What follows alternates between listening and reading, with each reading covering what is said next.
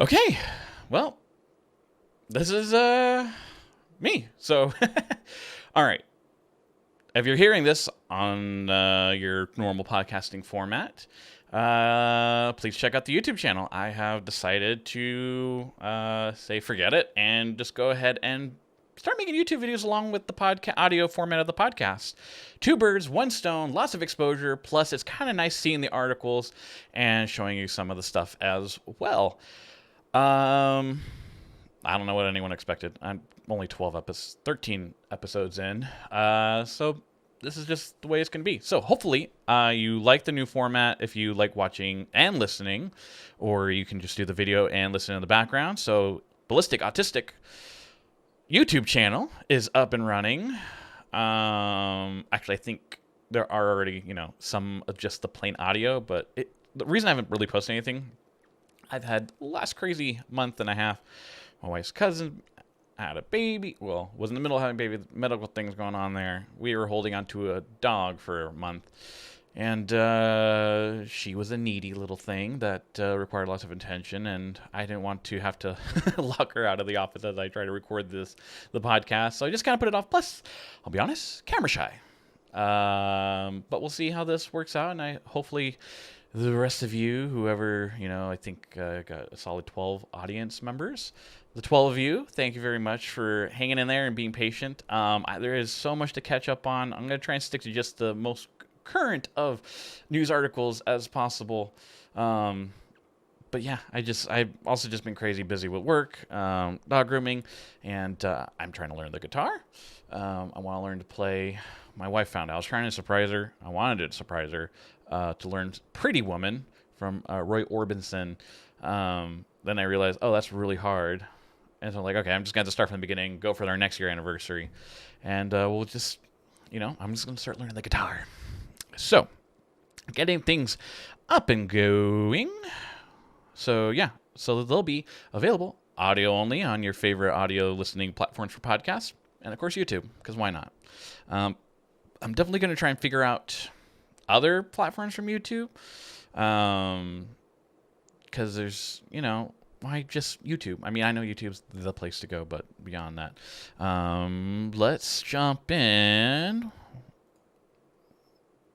Alrighty. So hopefully this is working. So this is the first article. And I already said that, I've mentioned before, I'm a dog groomer. And actually, that's why I really like this article. I was really excited to post this one. People on the autism spectrum get new tools and new hope from fast-growing New Jersey company. There we go. There we go. Let's jump right into it. Here we go. Katrina works as an assistant at a pet grooming shop in Colorado, one that embraces alternative approaches to hiring. She is on the spectrum, which can make it difficult for her to read social cues. She also can apparently socially disconnect at times, but Katrina has a workplace buddy to help her with that and to teach job responsibilities, including bathing pets, punching a time clock, and greeting customers. Katrina's job coach, Quint... I should have practiced the name. I thought I had it in my head. Macaros. I think that's pronounced Macaros. Said he started with face-to-face meetings and then adds a software tool to create customized multimedia presentations and videos she can view on a tablet as often as needed. So I would love to see this program. I think it would be really cool.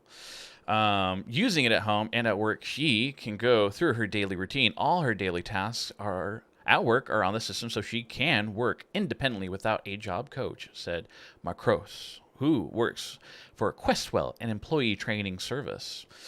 We work the first 2 weeks together, the full shifts, to make sure she can do the job. Then we can phase out the one-to-one sessions, he said. The system helps me help more people. There are a lot of people like Katrina in New Jersey, which has the highest rate of autism in the United States, according to the Centers of Disease Control and Prevention.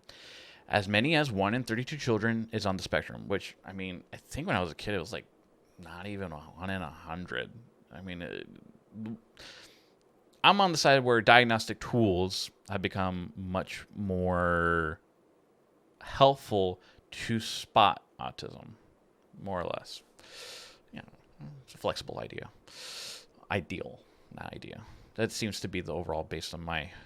Obviously, I'm not a scholar. Let's move on. There are a lot of people at Lake Katrina, New Jersey, which has the highest rate of autism in the United States, according to the Centers of Disease Control and Prevention. Oh, wait, we just read that paragraph. Oh, my goodness. That's why Able, the software used to train and help Katrina, and other tools like it, are more important than ever. Able is marketed by Central Reach, a fast-growing Matawan-based company that supports professionals who treat people with developmental disabilities, including dyslexia. I just totally made a dyslexia move by replacing it. Dyspraxia, dyslexia, ADHD, and autism. Several corporations, including TJ Maxx, use Avail and other tablet-based tools to train employees on the autism spectrum. Groups such as Autism New Jersey and Eastern Seals New Jersey said tablet-based training programs will allow more people with autism and other cognitive disabilities to join the workforce. According to the Bureau of Labor Statistics, fewer than 1 in 5 people with a physical or mental disability was employed in 2019. The coronavirus pandemic made matters worse. Yeah, it's just, especially autism. I've talked about this. I don't want to beat a dead horse. But yes, the employment rate is not great. These individuals don't have the experience. They are afraid. That is a huge barrier, said Daniel Androvich, an employment counselor at Easter Seals, New Jersey. A lot of high schools offer volunteering and job internships, but it doesn't help with experience. Many people with mental disorders excel in pattern recognition, memory, or mathematics, yet they can struggle to fit the profile many employers are seeking. Perfect example is the stupid online employee personality corporate tests that they have. Like a perfect example, when I was looking for jobs, Sears is gone, but I was looking at Sears, I was looking at Best Buy, I was looking at Target. They have these. It's a personality test to make sure you're conforming to the corporate structure, and hopefully you're not going to be a liability lawsuit-wise.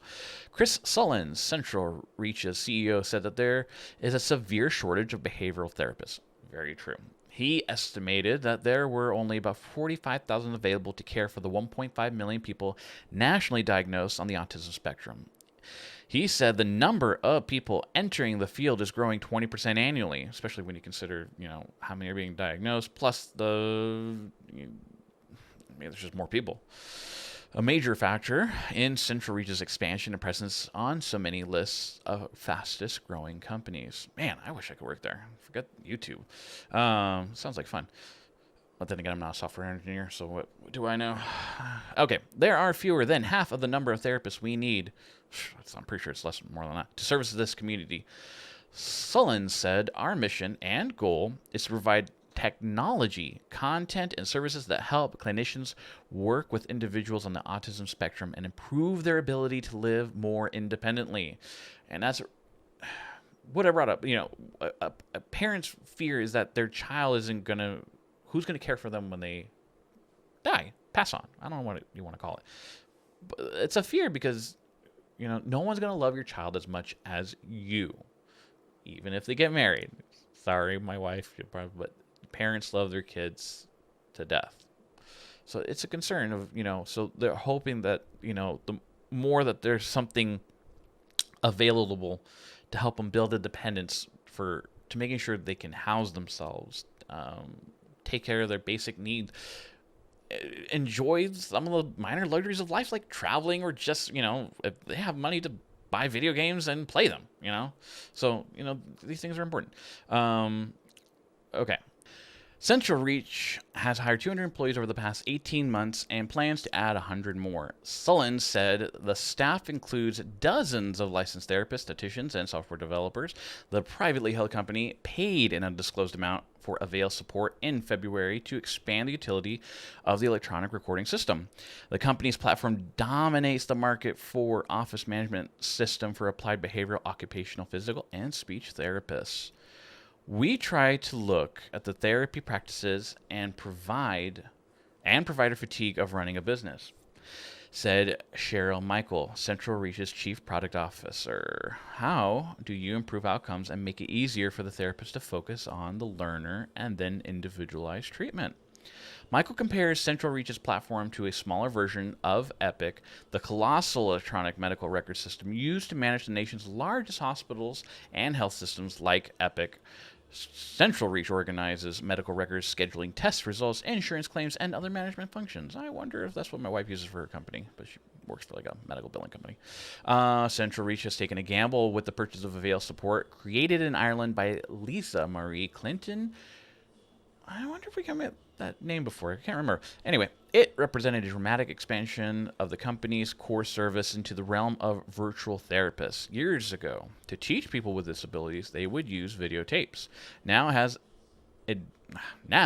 advanced so that you can use a variety of media, verbal instructions, and picture prompts, Clinton said in a telephone interview from Dublin. Today, we tried to be a virtual therapist for the individual, she said. Service providers can support more individuals, but still have a quality program. Consider the case of Oscar, a 9-year-old on the autistic spectrum, who caused quite a scene when told to brush his teeth at bedtime. He had most of the ability to understand and how to brush. Well, I totally misread that. But anyway, it was still a lot of friction, a lot of tension at home when it came time for him to get ready for bed, Clinton explained. It would cause a row,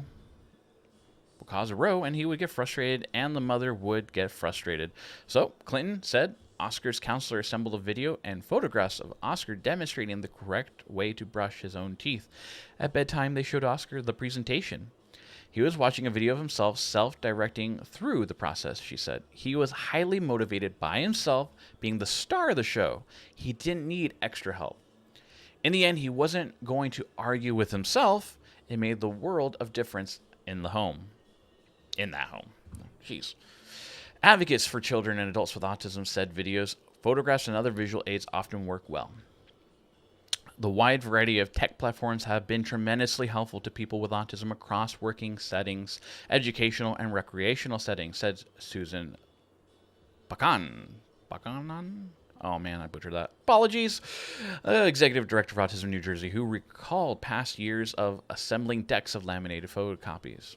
But we cannot simply rely on the technology, said. Of course, they had to use her name again. Bashana, that actually sounds right. Whose organization focuses on services for the poor and the patients with severely challenging behaviors.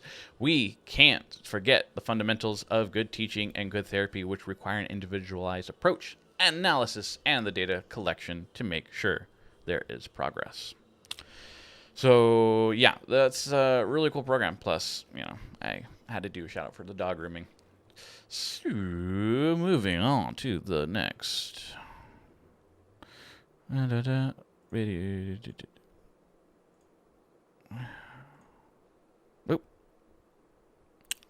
Anyway.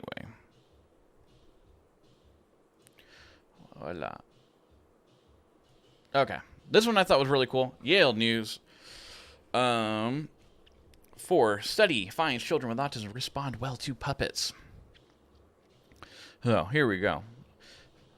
A new study by researchers at the Yale Child Study Center demonstrates that puppets can attract and hold the attention of children with autism spectrum disorder, ASD, raising the potential for developing more engaging therapies that strengthen social engagement and facilitating learning.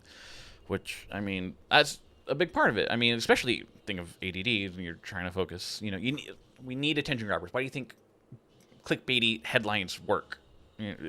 We're easily distracted. That's why articles are so tiny. But, and for, example, for whatever reason, because when you think about children, they seem addicted to, their tablet or whatever, it's because what's on there is what interests them. That's grabbing their attention. So you have to counteract. And obviously, I think there is some blame on parents that give their children too much screen time. Because, it's problematic because now that has their attention and it's a problem of maintaining that attention. So, what do I know? Okay, let's keep moving on. A study published in the journal Autism Research is the first to test anecdotal evidence that children with ASD, like most youngsters, pay attention to puppets. Like Jeff Dunham, puppet guy. puppet comedian. He should do a educational series. Oh, dude, actually, he should totally do, because one, he's a comedian and make it funny, and he could totally be. That would be awesome. Okay. In the series of experiments, the researchers examined the visual attention patterns of young children with ASD alongside the control group of typically developing children in response to a video depicting a lively interaction between Violet, a brightly colored puppet, and a human counterpart. They found that the attention patterns of children with ASD were similar to those of children in the control group where Violet spoke, with both sets of children spending a similar portion of time watching her face and exhibiting a strong preference for the talking puppet over the listening person. Children with autism are less likely to attend to and to engage emotionally with their social partners, which limits their exposure to a host of important learning opportunities and experiences. In the present study, we found that while children with autism paid less attention than typically developing peers when an interactive partner was a human, their attention was largely typical when the interaction partner was Violet, the puppet, said study co-author Katarzyna Schwarzka. Names are not my strong point, okay? The Emily Fraser Bidet Professor of Child Psychiatry at Yale School of Medicine and Director of the National Institute of Health Autism Center of Excellence at the Yale Child Study Center, our findings highlight the attentional and effective advantages of puppets, which hopefully can be harnessed to augment the therapeutic efforts in children with ASD. The researchers created the experiment in collaboration with Cheryl Henson. I'm not exactly sure what the 84BA is. Anyway, who is the daughter of a celebrated puppeteer, Jim Henson, the president of the Jim Henson Foundation. For many years, I've observed how puppets can engage children with ASD in meaningful ways, often establishing an uncommonly emotional connection, said Henson, who was a puppet builder on The Muppet Show and worked with Sesame Street in the 1990s, among other productions. I was thrilled when the Yale's Child Study Center expressed interest in conducting the first ever clinical research exploring how puppets are seen by kids with ASD. I mean, they're bright and colorful. Look at a cat toy. If it's bright and colorful, it's got their attention. Cats see in color, so... not saying treat your autistic kid as a cat, but get what gets their attention. The findings lend scholarly weight to our anecdotal experiences and suggest that puppets could be a powerful tool to help children with ASD improve their social engagements, which is very exciting. For the study, participants were seated in a dark, soundproof room in front of a widescreen LED monitor and then showed an 86-second video created by Henson and the staff of the Jim Henson Foundation in partnership with the researchers. Researchers used eye-tracking software to motion the children's visual attention as they watched the video of Violet in playful conversation with a woman named Z. Violet is soft, furry, and colorful. She has moving hands, head, and mouth, and was voiced by a professional puppeteer. During the video, the puppet and human took turns speaking and played with the ball. They'd occasionally look to the camera. I mean, if they can get their kids' attention with just that, then bravo, because that just sounds boring. Okay, the study showed that children with ASD paid less attention to Z's face throughout the video. Okay, I'm going to finish the paragraph. Unlike the typical developing children, they demonstrated no preference for Z while she spoke to Violet. The children with ASD often looked at Z's body or the ball instead of her face, according to the study, which... I mean, that was going to be my point, is that, I mean, it kind of leads into indication like with the inability to, or the difficulty to make eye contact, and, I mean, just simply look at the face and recognize facial recognition and cues.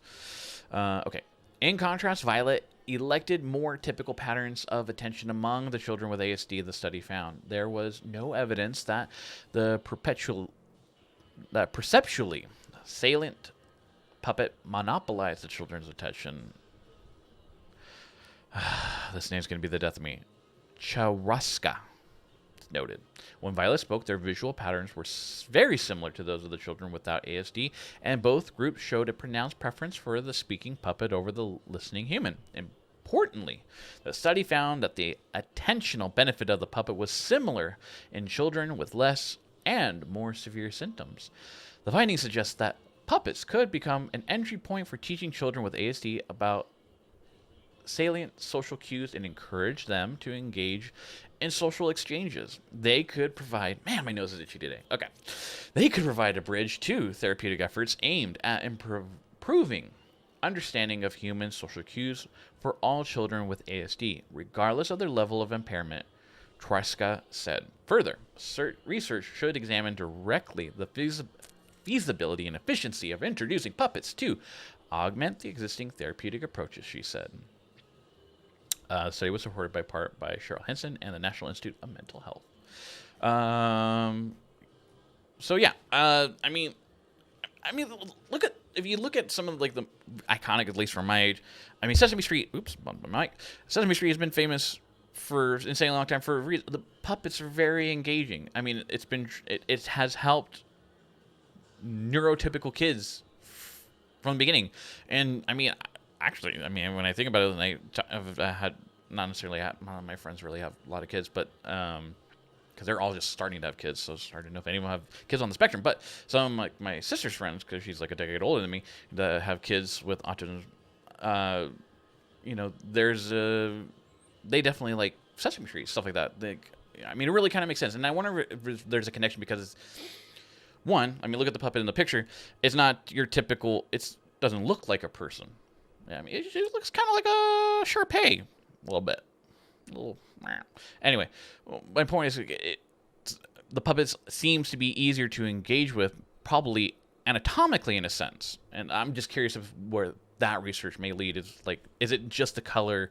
Is it literally because it's not a person that there's an easier engagement or being able to focus it? Or is it literally because it's a bright, fuzzy thing that makes a funny voice and maybe says something sarcastic and they catch up on the humor? I don't know. But that's just my my initial idea. Okay. So this one is going to be sad, but needs to be, I feel slightly compelled to cover it because this is, especially if you're on the internet, you may have heard of this person known as Chris Chan.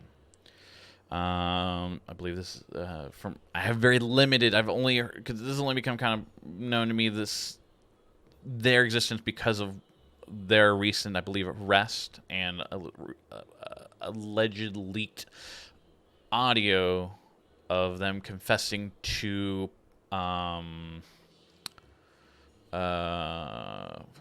because of YouTube terms and conditions, I'm trying to think of putting this as candy coated as possible.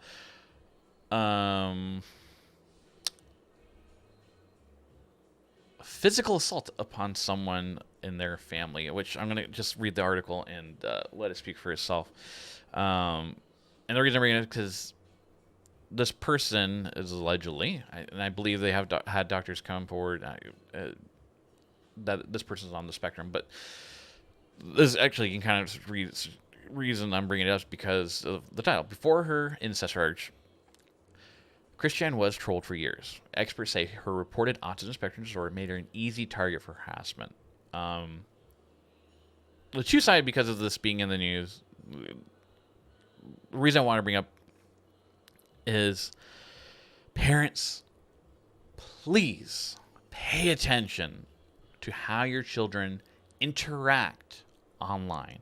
I'm not talking about just what they watch, but them trying to create themselves as a public figure. I mean, you see these kids on literally have some Instagram, and the disgusting part is usually young girls with tens of thousands, hundreds of thousands, sometimes millions of followers. And if you look at the follower list, there's a lot of guys, and I'm definitely not someone. If I had kids, there's no way they would be allowed to post stuff of themselves online. They could it would have to be such, I mean, maybe just because of my interaction with the internet, my growing up around it, and just knowing what's disgustingly out there. I mean, I got a niece and nephew that are teenagers. You know, one's starting to drive, and so one's just a little younger. She'll be driving before I know it. it's just please be very careful on how they interact on the online. So these are kind of the main bullet points. Online creator Chris Chan was arrested and charged one count of incest on August 1st. She has been the target of brutal trolling campaigns since her Sonic comics went viral in 2007, and I kind of remember these. I was still in high school, but I kind of remember these on the internet. Experts told Insider that Chan's autism diagnosis could have made her an easier target for trolls. Yeah, this. I'm definitely a person that likes to sympathize with people because when you get to this kind of point in your life, there's obviously something broken, and you've been damaged in almost an irreversible way. And I still believe life goes better with sympathy than demonization. So, I mean, we all make mistakes, right? I mean, I know some things are harder to swallow, but it's just, what got them there. Okay, let's just go on with the article. I want to be as... I know I call this... I just want to be as nice as possible about this because you just wonder where everything went wrong. Anyway, online creator Christian Weston Chandler was arrested and charged with one count of incest on August 1st after a leaked audio recording alleged that Chandler had... blank with her 79-year-old mother. If you want to read the article, obviously every article is going to be linked in podcast notes and also the YouTube channel, so you can read this stuff for yourself if you choose. Otherwise, I think I'll let you fill in the blanks.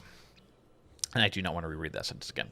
Immediately, the corners of the internet that have spent over a decade documenting and obsessing over Chandler's life were set ablaze with posts celebrating her arrest. Chandler is widely considered one of the most famous victims of online trolling in internet history. She then built her own following on YouTube and other platforms after facing extreme harassment. The trolls have continued to follow her to this day. Even the audio recording, which went viral on July 30th, was seemingly spread by an internet troll. See, I would be curious as how they would define it as an internet troll. Yes, I guess if they're constantly going out of their way to make contact and try to bully them, then yes, I guess it would be internet trolling. I'm just curious of, the details of who this person may or may not be and their history of how they made and spread information regarding this person, Chandler. Anyway, Chandler, 39-year-old from Ruckerville, Virginia, began facing online abuse in 2007 when a critic made a derisive post on Wikipedia clone for trolls, Encyclopedia Dramatica, about a comic character Chandler created called Sonic, a fusion video game character Sonic the Hedgehog and Pikachu. This post later went viral on 4chan, which more trolls became fascinated with Chandler's life and online persona. Chandler, who has said that she was diagnosed with autism spectrum disorder as a child, quickly became a go-to target on internet forums and was frequently duped by online trolls pretending to be potential romantic partners or celebrities offering fake business opportunities. And this is kind of the paragraph I wanted to get to because I gave this a pre-read of. There is an unfortunate amount of gullibility, I would say, among the autism community, especially when you consider there is difficulties connecting with people, especially when you have friends that will easily take advantage of you, maybe intentionally or unintentionally. But the matter of the fact is still, bottom line, is easily. I would say a lot of us are people pleasers. It's taken me a long time to get to the point where I am. I definitely still a people pleaser, but I am definitely more at the point where I don't care as much about whether people like me, at least. I'm definitely more on the point in my life where, like, I'm definitely going to do something for you because I want to. And if I don't, my wife will probably coerce me into doing it. But, I prefer doing things out of my own free will. Okay. Where did we go? Okay, yeah. Chandler's lawyer told Insider in a statement that she had faced mental health issues that affected her judgment when communicating with trolls. Experts told Insider that an autism spectrum disorder diagnosis could have made someone like Chandler more susceptible to brutal trolling They also said online abuse could cause additional mental health problems, which again, that was the main point with the heading up to the article is like if you really want to protect your child, there's no excuse of not understanding what the internet culture is today and what it can do to your kid. It is so vital to understand what is going on. Parents cannot be ignorant, unfortunately, anymore to what the kids. I mean, there used to be times like I remember I used to ride my bike to Blockbuster. Oh my God, that's how old I am. My mom, I'd be gone for an hour, maybe a little bit more. It wasn't a far ride, but I mean, between riding there, taking my time looking for my Godzilla movies, and then riding back, it's like that doesn't exist anymore. The internet was barely a thing. Anyway, Chandler has said numerous times that she was diagnosed with high-functioning autism, which, although not an official diagnosis, is commonly referred to as Asperger's syndrome. Autism is a neurological condition. Okay, we know what that is. Okay, let's keep going. A 2013 study published in the Research in Autism Spectrum Disorder journal found that autistic people are more socially vulnerable than others, which puts them at an increased risk of victimization and exploitation. So, source, which, like I said, it's just easy manipulation. I mean, I had very tight-knit friends. We unfortunately went to different elementary schools, and then we did eventually go to the same high school, but just taking to elementary school, most of my middle school, for example, it's like, more specifically elementary school, I had pretty good friends in middle school. But the kids definitely were abusive. I mean, they would throw stuff at me, and I just, whatever. People are more likely to take advantage of autistic folks' limited social awkwardness and desire for friendship for amusement or other motives, especially kids, especially young kids. And then with the people on the internet, they're... Ugh. Yeah.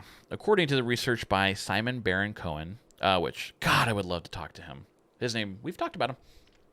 The director of Autism Research Center, University of Cambridge. Research by the National Autistic Society, a UK-based charity, suggests that half of all autistic adults are abused by someone they consider to be a friend. And keep in mind what abuse can or may be. It could be just a sense of forcing them to be put out of their comfort zone, not necessarily, maybe trying to drag them obviously into the social interactions, but in the sense of financial abuse, emotional abuse, like the constant dumping or incessant teasing. I mean, there's different ways. I mean, I think we all know abuse comes in many deep shapes and forms. Okay. Dr. Robert Kowalski. Yeah, I think I got that right the first time. Kowalski, a psychology professor at Clemson University, told Insider in an email that it's certainly possible that individuals with disabilities like Asperger's may not initially recognize behaviors as cyberbullying and taken them as someone trying to initiate friendship, which could lead to further victimization, especially trying to recognize sarcasm on the internet. Difficult. Chandler's attorney, David Heilberg, told Insider that Chandler's engagement with others online was partly a product of mental health issues, though it was not clear whether he was referring to Chandler's autism diagnosis, which is a neurological disorder.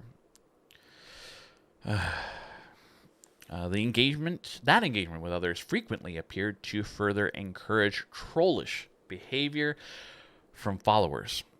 Dr. Jonathan N. Stay, going with Stay, a registered clinical psychologist and adjunct assistant professor at the University of Calgary, told Insider in an email that some trolls may derive pleasure or enjoyment from being cruel or demeaning to others, especially when the victim engages back with the trolls. And this is the problem. This is the problem with trolls. There's a reason why you say you don't feed the trolls, and it's the same reason why they say you ignore your bully. Because when they realize what they want from you, they're not getting, they do move on, or they will try harder, unfortunately. Yeah. Like a slot machine, randomly responding to trolling just strengthens the motivation for it to continue, in part because a target comes to represent the pleasure associated with trolling, Stay said. So, don't feed the trolls. You can try to troll me. I have way too much self-confidence to be hurt by anything. Right. My humor is not the best. Okay. Transgender identity can make someone more vulnerable to online harassment. Chandler came out as transgender in 2016, as documented on the CWC Wiki? Not sure how you would pronounce that one go. Anyway, a wiki page dedicated to documenting Chandler's life. Trolls alleged that Chandler's transition was disingenuous, and many continue to use he and him pronouns when referring to her. Dr. Brooke Aaron Duffy, a communications professor at Cornell University who has conducted research on gendered cyberbullying, told Insider that internet haters may have swarmed around Chandler more than other online personalities due to the combination of her identity as a transgender woman or her neurological condition. In this case, we're talking about someone who is both transgendered and has reportedly been diagnosed with mental health issues, and so they became a target for larger debates about gender and ableism that circulated society, Duff said. It is unclear how much of an impact Chandler's autism diagnosis may have in the outcome of her case.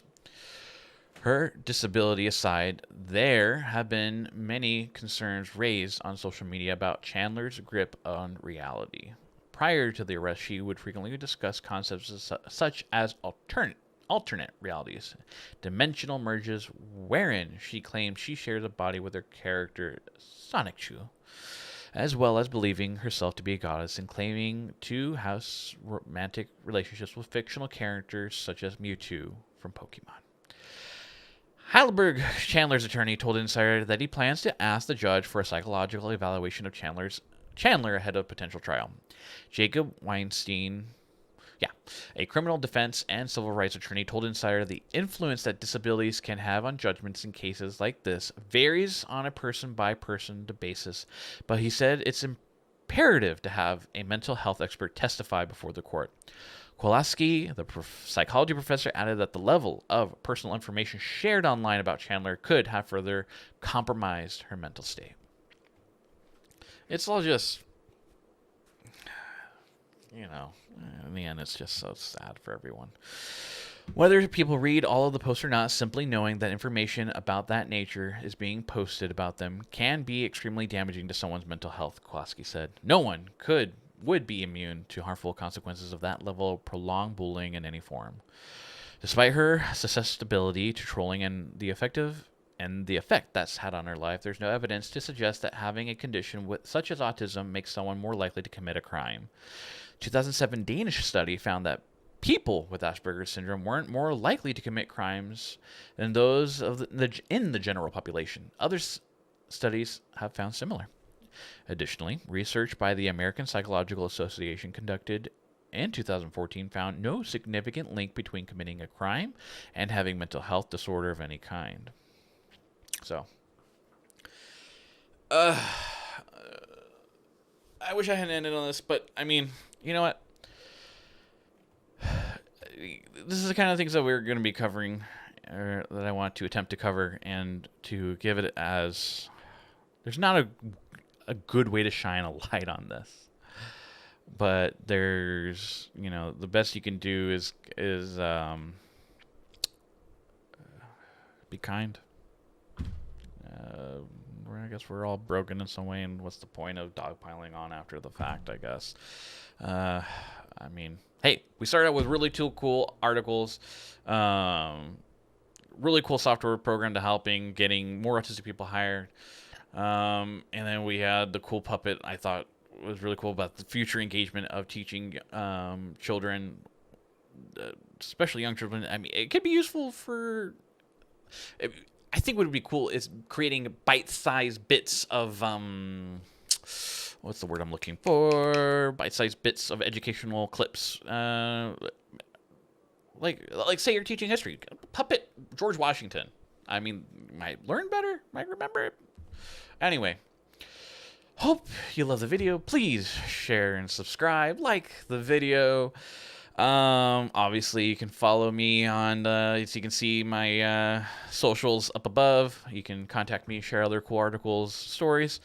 I'm just I love to eventually do interviews and But that'll probably be a bit because I am too cowardly to do that at this moment. I definitely want to get this video process more streamlined and hopefully, yeah, we'll figure this out together, shall we? All right. Thank you, everyone. Peace.